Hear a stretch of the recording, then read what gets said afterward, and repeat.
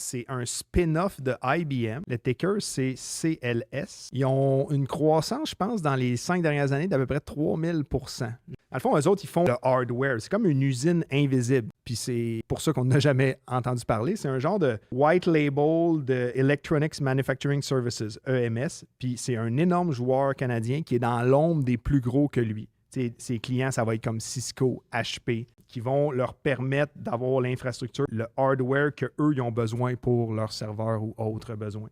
Mais tu n'en entends pas parler. Ils ont 50 sites dans 15 pays. À première vue, ça a l'air, au niveau juste chiffre, Ouais. c'est vraiment, vraiment solide. Là. Tu sais, j'ai un return on equity qui est à 14,7, un return on invested capital qui est en haut de 10, une croissance des chiffres d'affaires. Quand tu dis ça, c'est en ce moment. Fait que est-ce que la question qu'on se pose tout le temps quand ça a explosé de 3000%, est-ce que ça va continuer à monter? Il y a une affaire que j'aime aller voir, c'est quoi ton TAM, fait que ton marché adressable total, OK? Ouais.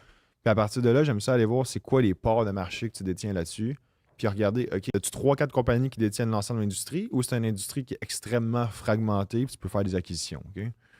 Quand c'est des industries fragmentées, plein d'acquisitions à faire, c'est quand même le fun parce que généralement, c'est comme ça que tu finis par grossir tôt ou tard.